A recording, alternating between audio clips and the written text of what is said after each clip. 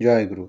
আজকের আলোচনার বিষয়ে যাবার আগে চলার সাথী এবং সত্যানুসরণ গ্রন্থ দুটিতে অনুতাপ বিষয়কে কেন্দ্র করে পরম দয়াল যা বলে গেছেন তার নির্যাস কিছুটা এরকম, তা প্রথমে জেনে রাখি।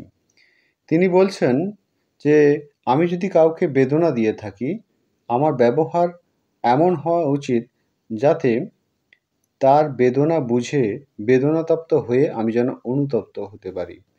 তেমনি আমার প্রতি যদি কেউ অন্যায় করে, তাহলে আমার ব্যবহার এমন স্থির করা লাগবে যাতে আমার ব্যবহার দ্বারা সে অন্যায়কারী যেন অনুতপ্ত হয়।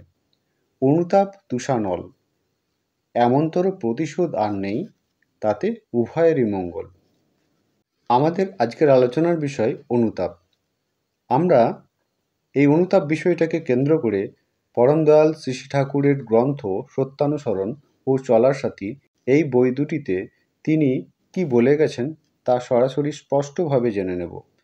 প্রথমত, চলার সাথী গ্রন্থ থেকে অনুতাপ বিষয়টাকে কেন্দ্র করে তিনি কি বলতে চেয়েছেন।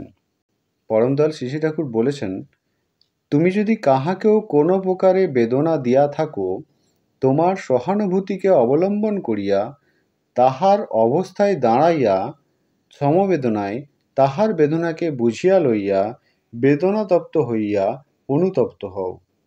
আর তোমাকে এমনতরভাবে নিয়ন্ত্রিত করো যেন তুমি পুনরায় অমনতরভাবে যাহাতে মানুষ বেদনা পায় তাহা হইতে চিরদিনের মতো অপসারিত হইতে পারো।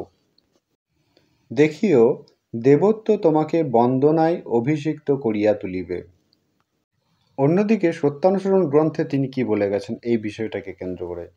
তিনি বলে গেছেন, যদি কেহ তোমার কখনো অন্যায় করে আর একান্তই তার প্রতিশোধ নিতে হয়, তবে তুমি তার সঙ্গে এমন ব্যবহার করো যাতে সে অনুতপ্ত হয়। এমনতর প্রতিশোধ আর নেই, অনুতাপ তুষানল, তাতে উভয়েরই মঙ্গল। আজকের আলোচনা এ পর্যন্তই।